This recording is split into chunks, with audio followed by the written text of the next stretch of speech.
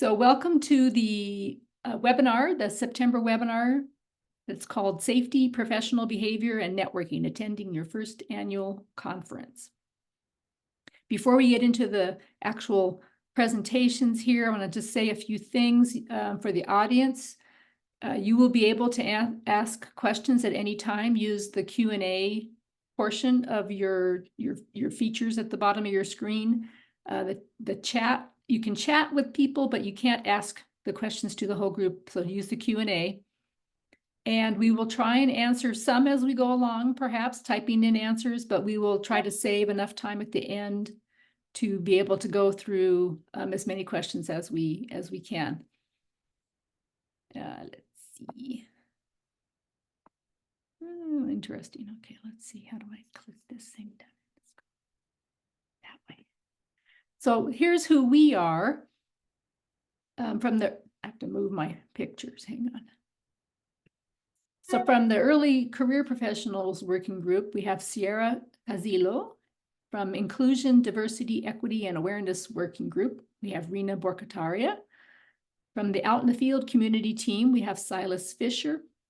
From the Student Development Working Group, we have Jacob Tepsa. And from the Women of Wildlife Community Team, we have me, Kathy Granillo. So what we're going to do is each one of us is going to kind of lead a topic. And we'll have about 10 minutes per topic. And the person leading it will take up most of that 10 minutes. And then we'll have a few minutes left for the rest of us to throw in our 2 cents, because we all have 2 cents. And then we'll move on to the next topic. And at the very end, like I said, we'll have a Q&A for however much time we have left. So I am going to hand it over to Sierra to talk after I... Ooh. Okay, it's all yours. Can you hear me okay? Cool. Hey everyone, my name is Sierra Scazillo. I'm a board member at large with the Early Career Professional Working Group and a panther biologist down in South Florida. And today I'm going to be going over some points about attire, some advice, and some tips and tricks. So first of all, with wildlife conferences, there's really no explicit dress code. You'll see everything from a suit and tie to field shirts, khakis, flip-flops, but most conference goers fall somewhere in the middle. Dress pants or nice jeans, flannels, button-down shirts, or a nice blouse. And if you're presenting, that's the day for your more formal outfit, button-down, dress pants, dress shoes. If you're an early career professional or this is your first conference, you might not have a great array of these things yet. So I've got 6 tips that we put together on getting your wildlife wardrobe conference ready. So first of all, you can dress up what you already have just by changing a few items. You don't have to go out and buy a whole lot of brand new things that you're only going to wear once or twice a year. If you can find a fancy looking belt, nice shoes, professional looking coat or vest, and tuck in your shirt, you'd be surprised at how professional a Columbia and khaki pants can look with the right accessories. Second point, go thrifting. I have gotten all of my professional clothes from Goodwill, especially dress pants. I've even found some nice button downs and overcoats. You can really get probably the majority of what you need secondhand. Number 3, and I think this is the most important point, be confident and comfortable in whatever you pick. If formal wear is new to you, go to some department stores and try stuff on, see what you feel good in, what styles just fit you naturally. And once you have those outfits in mind, that's when you can add some pieces, go thrifting, find some things secondhand, go home and put it all on from head to toe, shirt, pants, shoes, belt, all of it. Wear it around for a little, make sure it's comfy. You don't want to be in shoes that are going to give you blisters or pants that just don't quite fit right. This also goes for makeup. If you don't normally wear makeup or you're planning on doing yourself up a little more than usual, practice before you come, because it is brutal to be late because your eyeliner smudged and you had to redo it, and then you're frantic and nervous because you're doing something that you don't normally do and you're concerned about your presentation and does it look like too much. Just practice and get comfortable with it before you show up to the conference. Now, in terms of outerwear, according to Google, the weather in Baltimore, Maryland around October is typically about 70 degrees Fahrenheit with a low of 52 in October. So you don't need to break the bank buying any cool weather gear, and it's typically a comfortable temperature in the conference halls. I'd recommend wearing some layers, that way you can put it on, take it off. Show your personality. This being a professional conference doesn't make us any less of wildlife weirdos.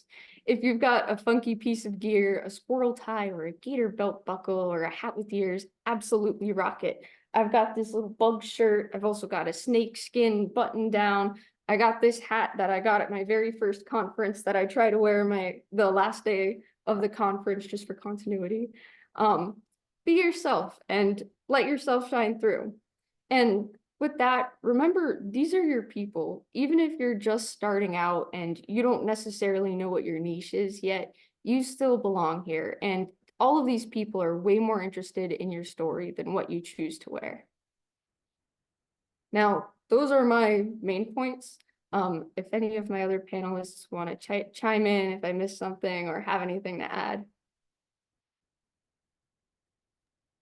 I'll hop in and just say, I just want to emphasize what you said about being yourself, even if you're dressing it up a little bit. And sometimes it's just put in earrings or a necklace, and something that looks super casual suddenly looks a little more professional. But if you try and change your look so that, like, now I'm going to look professional, it can feel really artificial. And then you're not comfortable in your own skin because you're wearing something that doesn't feel like you. And so make sure that whatever you're wearing, that it feels like you, or you're not going to be comfortable, and that's going to show. So yeah, be yourself. Yeah, and people are super nice, and really they're not looking at what you're wearing. But at the same time, remember, you can only make a first impression once. And so you want to be at least professionally dressed enough, that you are wearing your nicer jeans and not wearing the holy jeans and things like that. So, just kick it up a little bit. That's all I have to say. Anybody Yeah, else?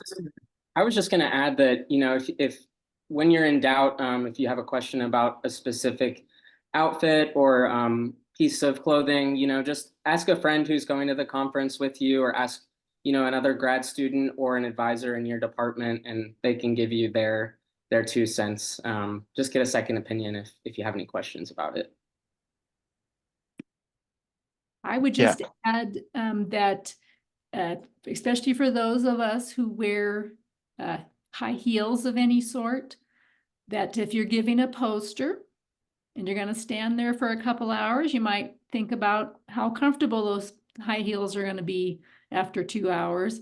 And then you're going to go to the social after that, and etc. And so just kind of think about what it is you're doing in those shoes and if you'll be standing on them for very long. Jacob, did you have something? Yeah, I was just gonna say, have a change of clothes ready to go. And a lot of colleges have like gear closets. I guess like they have like professional clothing that you can potentially rent or even get from your university. So check that out. But yeah, I highly recommend Goodwill. They have a ton of stuff out there. So yeah, make your personality shine. All right. Okay, we're going to move on, and we're going to turn it over to Silas. Okay, thanks, Kathy. So my name is Silas Fisher. I use they, them pronouns. I'm a PhD candidate studying desert songbirds at the University of Toledo. And I'm going to talk about how the heck you pick which talks to attend with a super long list of interesting topics. So the schedule as of right now is posted on TWS's website. So you can actually go on there right now and see which sessions are going to be taking place, and you can look at specific talks, talk titles and abstracts. There also is a conference app, which is not available yet, but it will be available about 1 week prior to the conference. And that app will have the conference program as well. So we would recommend downloading the app ahead of time so that you can browse the talks and other events before the conference, if possible. For example, on your flight to Baltimore, to be able to look at those ahead of time. And then within the app, usually you can save talks to and create your own personalized schedule within the app. And you can even add reminders that can pop up on your phone to remind you for specific things that you want to attend. In terms of choosing talks, it's literally not possible to attend every single talk that you're interested in, and do not feel obligated to just pack your schedule with talks all day, every day, because you will burn out really quickly. So you do have to be strategic in terms of selecting which talks and events you want to go to. But a good starting point would be to, just look at the schedule, prioritize the talks that you know that you want to attend. Think about which topics are of interest to you and see if any sessions kind of match your general interests. And then you can check the specific talk titles and abstracts to get more specific about whether that talk is one that you want to add to your schedule. On the other hand, it's also really, really great to branch out and try going to talks that might be outside of your general expertise or knowledge. You might actually be surprised how much overlap there is between seemingly different topics or stuff that's kind of outside of your wheelhouse. These talks can help you get new ideas or think of something in a new way. So that's a fun thing to do as well. In general, we also recommend attending the big deal presentations, such as the plenaries, the presentation by the previous year's Aldo Leopold awardee, and those kind of events we'd recommend attending for sure. Other considerations, think about maybe attending some talks by people you might know at the conference. So maybe a friend from your department, you could show up to their talk to support them, or maybe attend talks of people you might like to meet. For example, attending the talk of a grad student in a potential lab that you're interested in joining. You could also try a ranking system where you go through the app and kind of rank the talks that you're most excited about, and that can kind of help you visually prioritize which talks you want to attend. You could also ask your fellow students or peers what presentations they're attending and see if there's anything that you can plan out to attend together. And if you're giving a talk in general, it's good to attend other talks in your session. At the very least, the talk right before yours and the talk right after yours. So sometimes you'll have planned out your schedule and you plan to attend a specific talk, but then something else pops up. So for example, maybe the perfect moment arises for you to finally approach that potential advisor or future employer that you've been trying to pin down for the whole conference.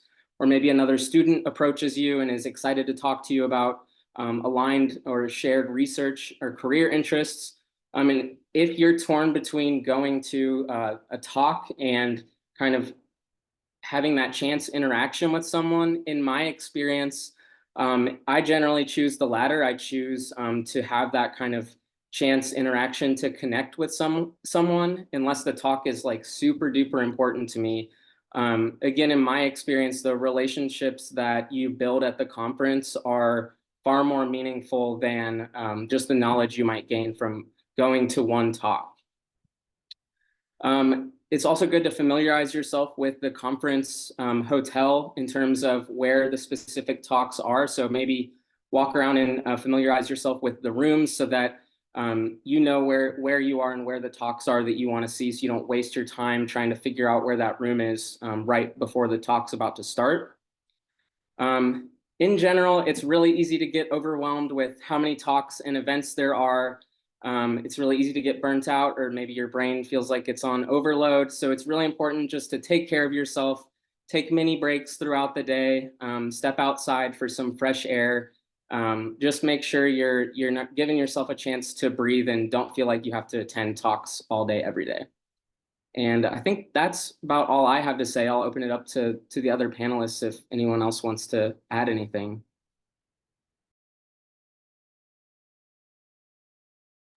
I'll Great. hop in. Oh, go ahead, Sierra. And say, my first conference, one of the days, my phone charger didn't work, and so I woke up and I had no phone battery, and it completely wrecked my plan. Like, I had everything planned to a T on that app, and so I ended up just bouncing around, like from door to door, blindly walking in and chatting with people outside. It was the best. It was the best day of the conference because I wasn't trying and stressing about holding myself to any sort of structure. And I ended up being so much more relaxed, saw some really cool talks that I never would have walked into. So as much as it's great to use that app and see what's out there, don't go nuts. Don't go nuts with it. Let yourself just walk around. Good point, good point. That brings up another point though about bringing your recharging equipment with you. Because we do rely on those darn phones a whole bunch. Yeah, Jacob? I just Nina, go wanted ahead. to emphasize the taking breaks part and not pushing yourself, because it's so easy to get overwhelmed and to feel like you have to do it all. And so just taking a step back, taking a deep breath, going outside, it's beautiful at the harbor, and taking care of yourself. That's the most important thing. Yeah, I was just gonna comment about getting a diversity of, different talks, because it, like you said, Sierra, it's like you walk into something that you wouldn't have known that you're interested in. So take advantage of those opportunities. Um, I'd also say like figure out some sort of like priority level on like if there are some events that you for sure want to go to, like have that noted, but have the flexibility to go try other things. And if there's some things that like, oh yeah, this might interest me, just have that on the lower end of the list. And if you can go, you can go. But otherwise, just kind of explore and figure out what you might be interested in. Good point. I know when I first started going to conferences decades ago, that I felt like I had to sit through all these talks, and I would sit through talk after talk, and then you find yourself sort of nodding off and sleeping, and and you're like, I gotta hear this talk, and if you find yourself doing that, get up and go out, get a cup of coffee, walk around. It's just not going to sink in, and that's part of the whole prioritizing things. There's just too much information to take in, and so you have to pick and choose, and even if it's inadvertently picking and choosing, pick and choose and take that time to just chill and not have your brain be having this constant stream of input. All right, I think, yeah, okay, so we're gonna move on to Rena. Okay, thanks, Kathy. I love what we've talked about so far, and especially in the last talk about picking sessions. I think that really ties in nicely with the whole networking aspect that I'm going to be talking about. I guess just some background. I am a wildlife biologist who took on the directorship of the Doris Duke Conservation Scholars Program Collaborative back in 2014. So I have been working with undergraduates for the last 10 years and helping to prepare people to come to conferences, especially this one. And so when we talk about networking, we're really not talking necessarily about job hunting. We're talking about making connections, meeting people. It's not transactional. It's really just these connections that you'll have for a lifetime. And wildlife is a small field, and so really kind of cherishing those connections is really important. I decided to kind of approach this from the view of like the totally socially awkward, and so like kind of speaking to that group, and then everyone else can kind of fill in where they need to. But really, when you get there and you start thinking about networking, the student networking event on the 21st is a really great opportunity to get started with networking. It's a two-part reception. It's split between the Hilton Baltimore Inner Harbor and then the Maryland Science Center, which is really cool. I'm from Baltimore, so anyway, both will give you a chance to meet people from all sorts of different areas of wildlife. There will be people from agencies and from nonprofits and private organizations, and there will be a lot of recruiters at that event. And there will also be a lot of other students, first-time attendees. And so during this time, it's a really good opportunity to practice talking to new people because there's going to be all of these recruiters there and they really want to talk to you, right? Because they're recruiters.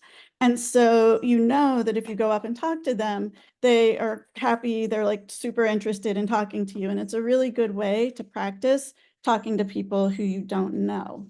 And this is also true about the vendor area. And so, so I think that practicing on people who you are sure want to talk to you is often nice.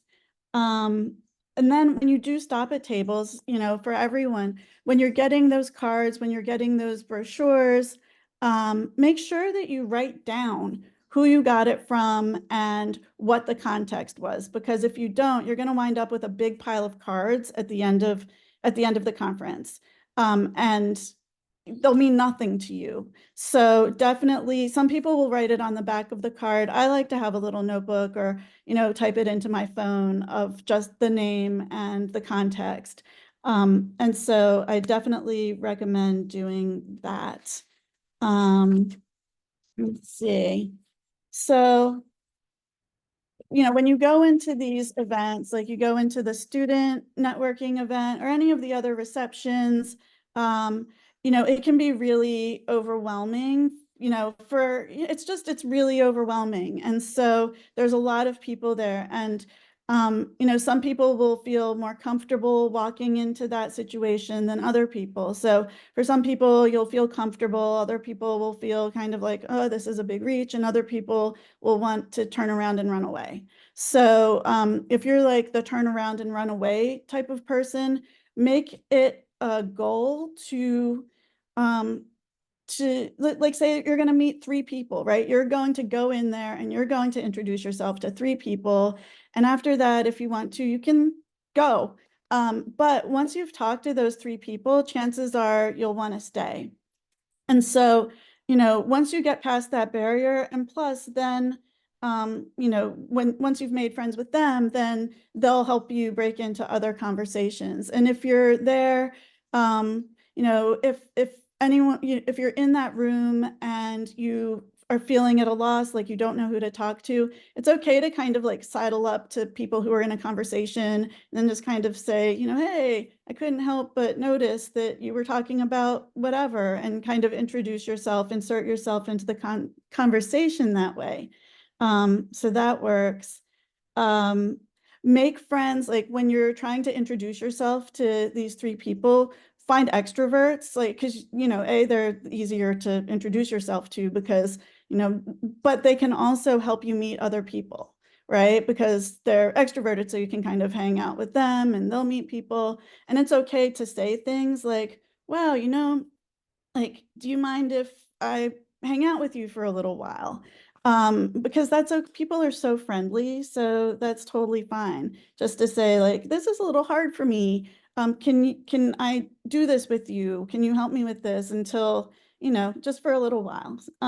So as far as like trying to connect with professionals. So with that, everybody should be looking through your conference schedule. It's exactly like what Silas was saying, and what we were talking about in the last one, which is go through, see what you're interested in. And if there are people who you'd like to meet, especially if you think they might be potential grad advisors, you can introduce yourself to them at the end of the session. People are always flattered to hear that you're interested in their work. You can Google them on your phone before you introduce yourself, just to make sure you have some little details that you can throw in that show that you are interested. It's those sorts of details that can make a difference in how you're perceived. So there's that. Oh, if your professor's at the conference, if you know another professional there, ask them to introduce you to their colleagues. If there's someone who you want to meet and they don't know them, you can still ask them to help you meet them, right? If they're more extroverted than you, they might be totally fine walking up with you to say like, hey, you know, what do you do? Whatever. So that helps. Poster sessions are a great way to meet other people. You can look through, poster sessions are so overwhelming. There's so many posters. So definitely look in the app, get the poster numbers of what you might want to look at. And then, go to those posters. Those people will be so happy that you stop by to talk to them. And you might meet other people there who have also shared those interests. It's a good way to meet people who share your interests. Don't confine yourself to people who share your interests. Also, just look for genuine connection with other people in general. So don't limit yourself. And that's pretty much it. Oh, the other thing, so there's 2 more things I want to say, like extroverts, watch out for the introverts. Like you might see them like on the edges, and it can make such a difference if somebody just says, hey, come with me, come to, whatever. And you can also ask, it's okay to ask. It's okay to say, hey, you guys are going to lunch. Can I go with you? Like that's totally fine too. So that's my 2 cents on networking. And I don't know what else people might want to say. Thanks, Rena. Anyone? I have some thoughts, but I'll let you guys go first. Yeah, I can go. Personally, I think like this is the best part about a conference. There are so many opportunities to network with other folks and just meet other people in general. I think you made a really good point of like you can kind of look up people beforehand. There's on the conference app, you can kind of see who might be attending. I kind of look at that ahead of time to just kind of understand of like maybe they'd be interested in attending like this event, and maybe that's where I'll meet them there. Especially at like the student professional networking event, you'll have a lot of professionals that you'll be able to meet in that circumstance. But I would also say, like, for example, let's just say you're wanting to go to graduate school, you're kind of looking for those opportunities, and you're wanting to connect with a professor. Don't just limit yourself to that professor, or maybe if it's a professional job you're looking at, don't limit yourself to that either. Connect with other students. Graduate students have plenty of opportunities that they might know of, or other undergraduate students might know of things. So go talk with other people that like might not be at an upper level, but like at your own level. There's so many opportunities out there. And I also just want to say like socials and working groups are also great opportunities to take advantage of. There's tons of socials out there, especially like there's like college alumni events as well at the end of the day that might be interesting because you already have a connection like, hey, we both attended this college, and this can kind of kick you off networking wise. But for working groups, for me as a student, I know that not a ton of students attend working group meetings. Like you're putting yourself in a situation that you're ready to meet professionals right away. So go out there and try something new. That's kind of where I go.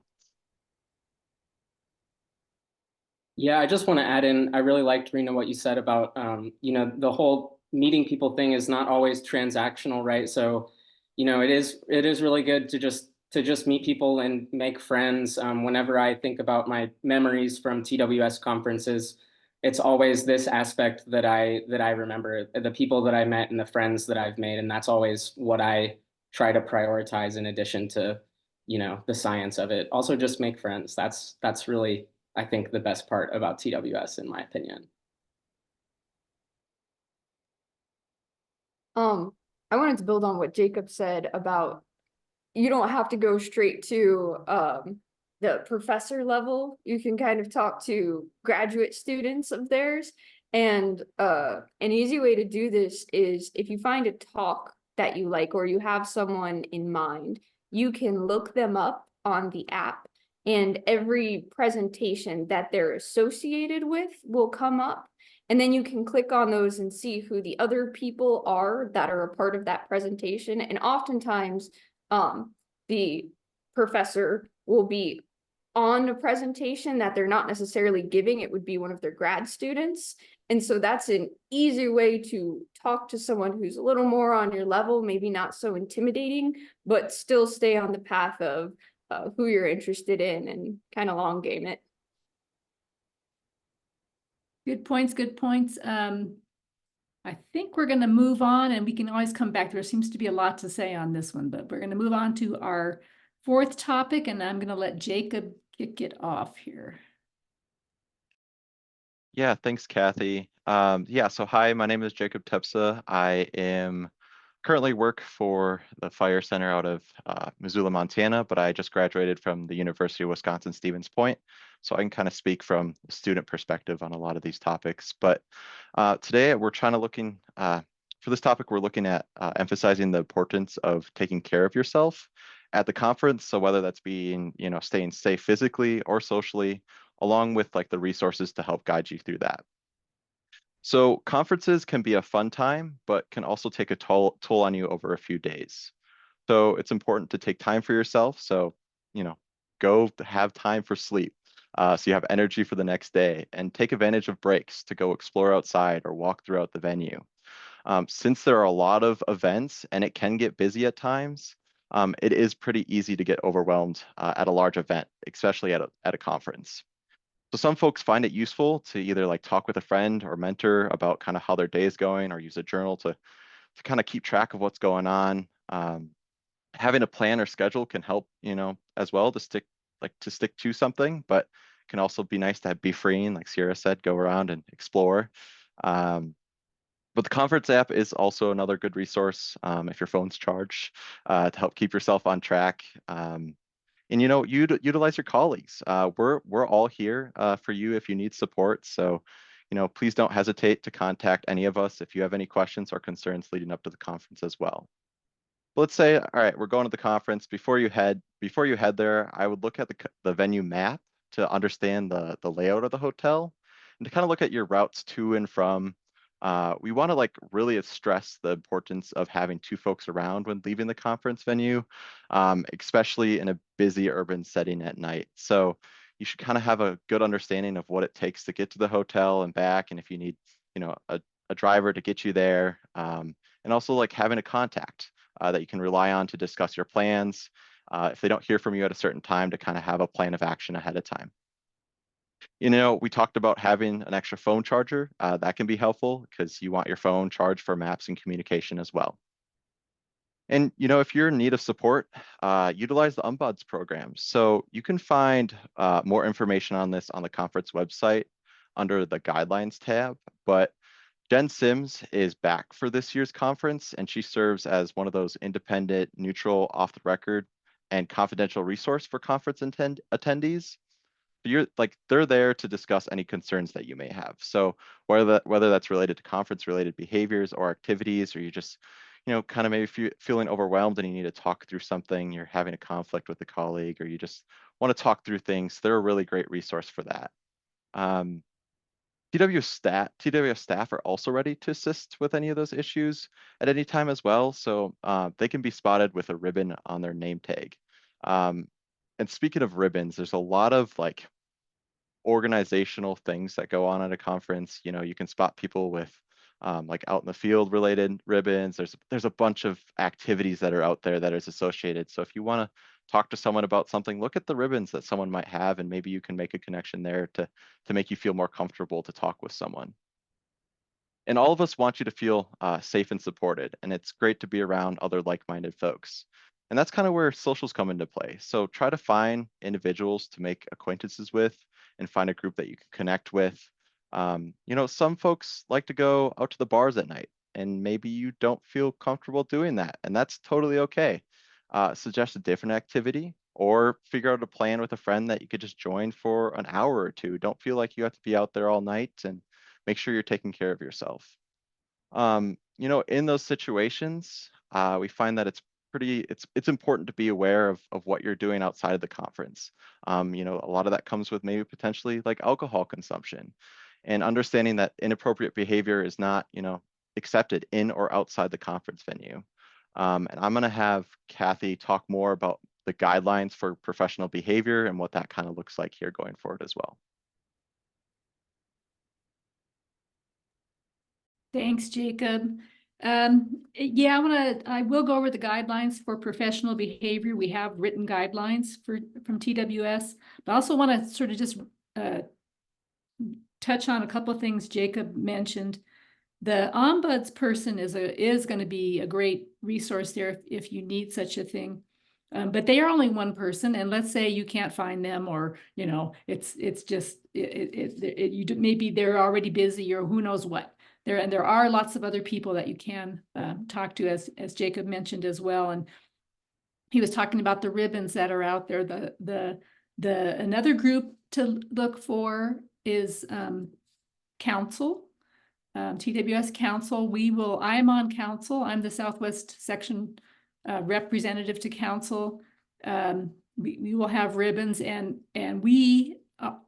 I know I can speak for every council member that we all care what happens to you, and we are there to help you if there's anything that, you know, that you might want. And so if you see a council ribbon, don't be put off by us being on council. We're just normal people, you know. Come up and talk to us, feel free. Come by. If you're it doesn't matter if you're associated with WOW or out in the field. We have booths in the exhibit hall, and I know every person who's going to be there for WOW and out in the field is willing to talk to anybody and help anybody, you know, be an ear or whatever. So we have resources around if you just want somebody to talk to, and that will be open to talking with you about any kind of issue going on. But these guidelines are posted on the website as well, the conference website. If you go to the website, under the guidelines tab are the guidelines for professional behavior. And these were written by the Wildlife Society, and there's a whole page of them. I'm going to go through some of the highlights and lowlights of what is and is not acceptable at the conference. So, you know, mostly we feel that all participants should be treated with respect and consideration, valuing the diversity of views and opinions that may be different from those that you hold. So you can have different opinions and stuff, and be free to voice your opinions, but be respectful, you know, be professional, communicate with respect for others, critique the ideas rather than the person, right? You know, avoid personal attacks, be mindful of your colleagues and your surroundings, and professionalism should be on your mind at all times. Some things that will not be tolerated at all are harassment, threats, intimidation, or discrimination of any kind or in any form. Physical or verbal abuse, you know, verbal comments related to gender, sexual orientation, disability, physical appearance, race, religion, national origin, anything about like that is not acceptable. So if you experience that or you observe that, you know, please speak up to someone about it. You don't have to speak to that person if it's threatening, but do please speak to somebody about it. We do not tolerate those kinds of behaviors, and we would like to put an end to them at this conference. You know, that's not acceptable. And you can report it. If you witness it and report it, we will try to do something about it. So please know that. Please review those guidelines. I think you'll find that we do take it seriously, and we do not want to have that kind of behavior. You want it to be a very professional, respectful environment for everyone. So the other things I want to mention, just again on the physical safety aspects that Jacob was mentioning, please, oh please, don't go walking alone at night in Baltimore. And I think Rena has spent some time in Baltimore and knows that is, you know, it's a big city, and it has a fairly high crime rate, is my understanding, you know, if you're going to the wrong places, right? So please go out with someone, have someone, one or two people. We rarely recommend at least two people, and, you know, a group's always good. And we will have various events that are outside of the conference venue that we will have to travel to. We have the student professional mixer. We have the social for WOW and out in the field. We have the closing night reception at the aquarium.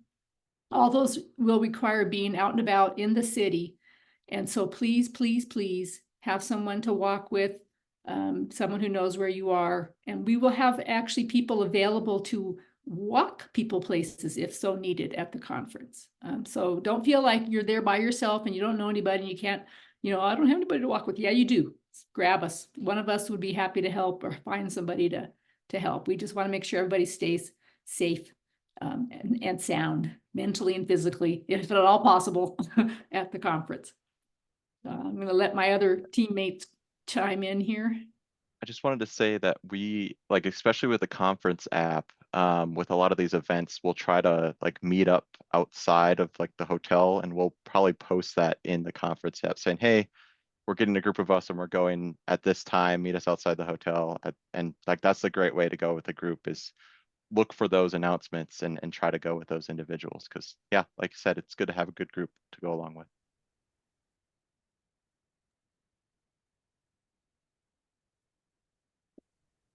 Kathy, I know you touched on this about the WOW and out in the field booths in the exhibitor hall, but I wanted to just highlight that again. I'm one of the organizers of the Out in the Field initiative, and so if you're LGBTQ or not, know that Out in the Field is here for you. We want you to feel safe and like you're welcome and like you can bring your full self to TWS. So if you ever just need someone to talk to, whether it's about wildlife or not, you can always come to the Out in the Field booth or the WOW booth. All of the Out in the Field organizers will be wearing LGBTQ ambassador ribbons, so you can find us that way. We'd be happy to talk to you if you need support or just want someone to talk to. Thanks, Silas. Anyone else have something to offer on the safety and that aspect? Sorry, I did. So if you don't have someone to go with you somewhere, I would consider taking, well, I would take a Lyft or an Uber, even if it's for a short distance, because Baltimore is really not a city to walk alone at night, period. Baltimore is one of the more dangerous cities, and people, including some of my students at a conference there in 2015, were mugged. So you have to be really, really careful there and go out in groups. And that was a group of 3. So I don't want to be alarmist, but you really, really need to be careful in Baltimore. I'm from Baltimore. I have been mugged. My friends have been mugged. You just have to be so careful. Stay in well-lit areas, stay near the harbor. Use the water taxi. The water taxi is a great way to get around.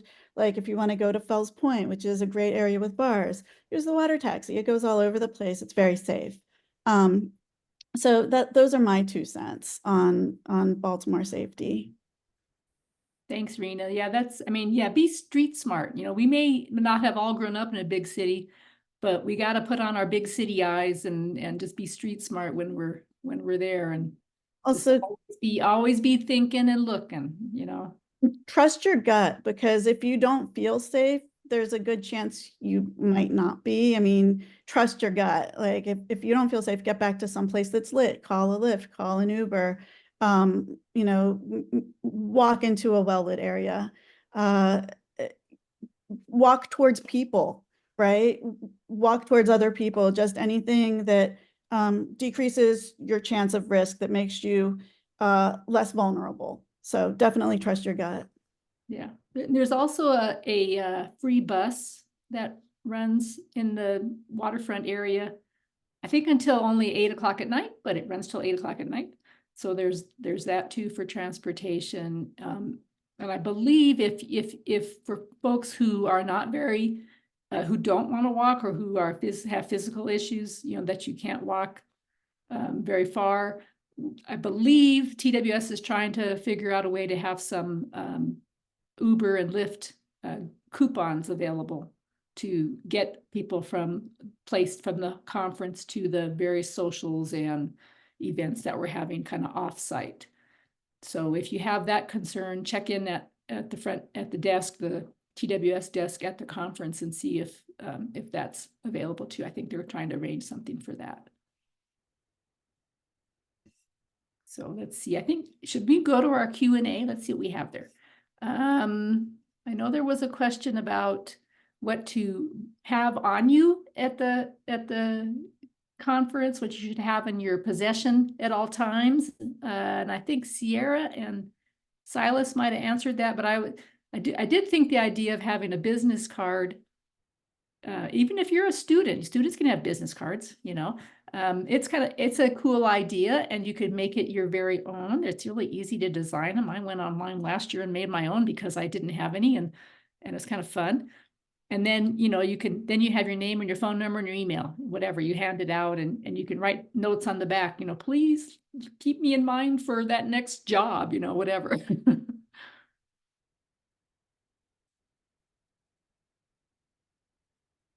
Did you guys want to add anything to what to have with you? I do think having having your phone with you is good. I think somebody asked, oh, look, we have a question from Gordon Batchelor. Is there any information on hotels being used by conference attendees other than the main conference hotel? That's a good question, Gordon. I'm sure that people are using other hotels. I'm not sure which ones, and I'm sure people are using things like B&Bs and VRBOs and, you know, renting a house. I think Silas, you guys did that last year, I believe. So yes, there are, and Trisha would like, oh good, Trisha might know something. Go ahead, Trisha, chime in.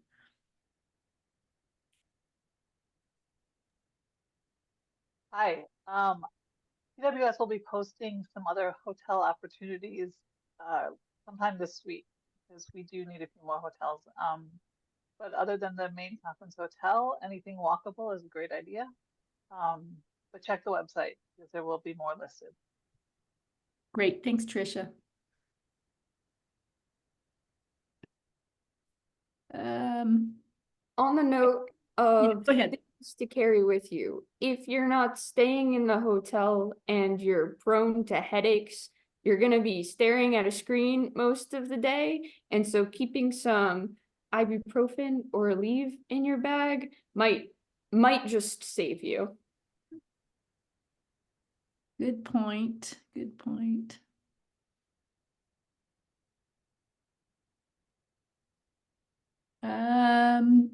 Trisha, this might be a question for you too. I'm not super comfortable with Uber and Lyft. How best is it to get from the airport to the hotel? I think Uber is probably, that's probably what I'll do. Depending on time, I always like to look for wildlifers at the luggage claim, see if I can find someone to go with that I know or, you know, looks like a wildlifer. We're not that hard to spot sometimes. But I think that's probably the easiest, but I'm not 100% sure on that. And there'll be cabs at the airport for sure. If that's Oh, a definitely. more comfortable way to go, there'll be cabs there.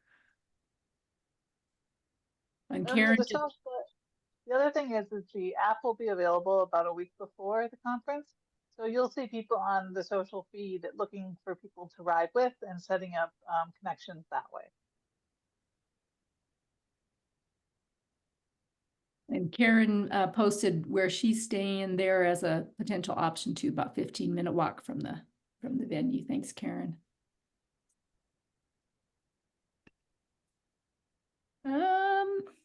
I just wanted to chime in about from the student perspective. The Student Development Working Group has a Discord server. And if you're not a part of that, feel free to reach out to us over email so you can get access to that. But we also have like a conference section. So if you have questions or if you have if there's certain meetups that you're interested in or you're just trying to plan with other folks, that's a great opportunity to do that ahead of time before this conference app releases. So utilize your resources such as that coming before the conference. Thanks, Jacob. And a couple of folks have pointed out there's light rail that also goes from the airport to very close to the conference.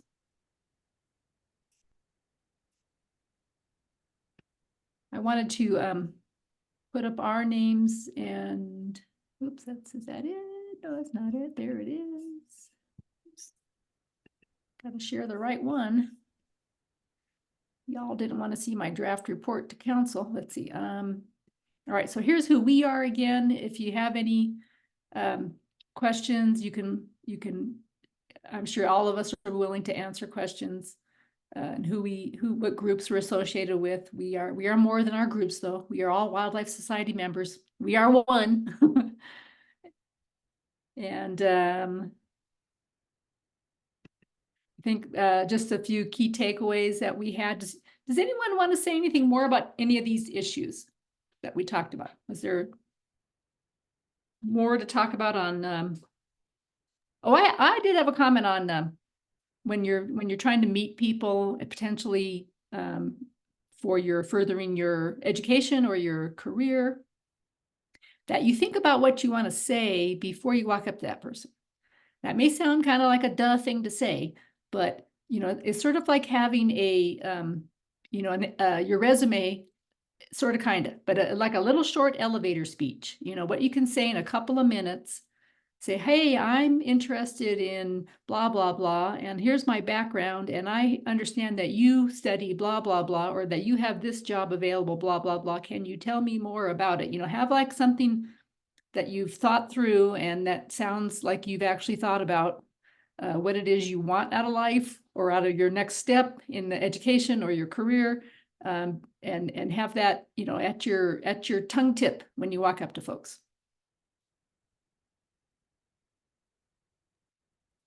Oh, Yeah, yeah. Go ahead. I was just going to say on that note, if you're really trying to work up the courage to go up and talk to someone, just remember that more than likely they'll be flattered that you went up and talked to them. So just always keep that in the back of your head if you're nervous about it. I know last year we were having a social the very first night. It was the Birds of a Feather event, and a couple of the students, they teamed up together and they were just walking up to each person there and saying, hi, please tell us about yourself. And we're doing this together because we're afraid to do this. And we just want to try to start meeting people. But we're using each other to be brave and to, you know, to come talk to you. So that's, you know, totally acceptable too. You know, grab a friend and just go, let's go meet, you know, 3 people and introduce yourself.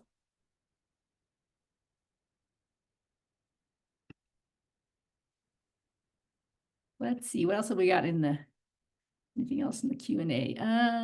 More on staying places. Oh, Carol Chambers says, first conference. Yep, standing alone a lot and watching other people. Yep. Carol's become much more of an extrovert over time, I think. Okay, here's one about if you're worried about COVID. So I think where we are now, and maybe Tricia knows more, is you know, we urge people to be cautious. If you have concerns, we urge you to wear a mask. It's all, you know, it's all everyone's choice now if you want to wear a mask or not, if you want to get vaccinated or not. You know, do what you think is best for you to protect yourself from COVID. And I would hope that if someone is sick, that they withdraw from socializing with people. I think that's the recommendation in general from CDC. Tricia, do you have anything to add on those lines?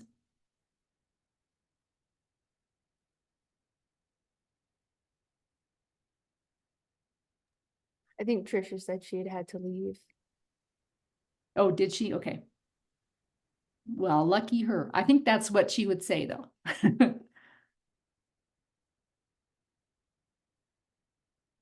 I know we've, at the last couple of conferences, we've had a lot of folks get some sort of cold or illness or something. It's just sort of hard to avoid when you got 2,000 people all crammed into a room together. So just, you know, be good to yourself, take precautions. If you have health issues, you might want to rethink how you go about the conference. If you really, you know, maybe a mask is a really good idea. Wash your hands all the time. Don't touch your face.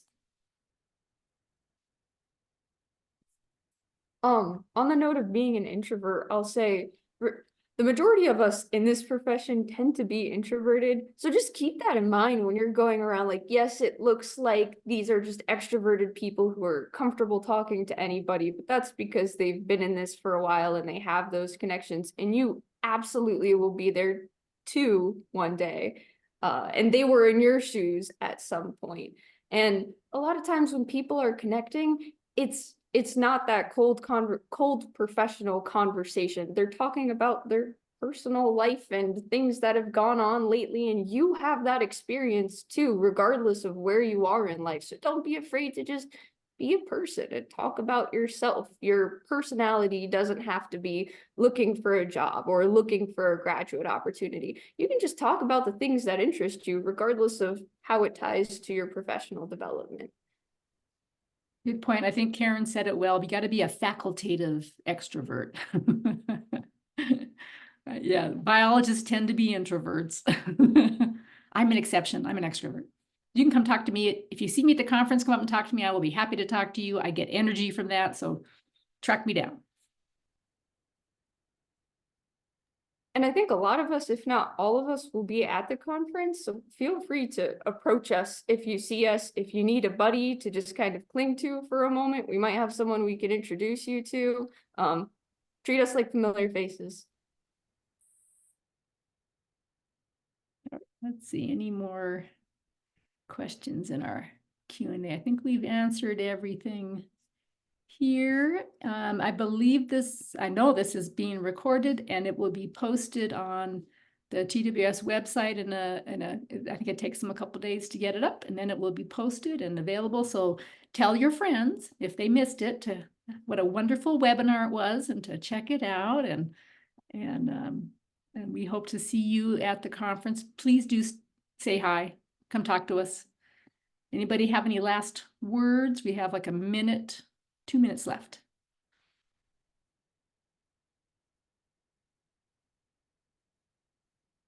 All right, well, you get 2 minutes back to your life.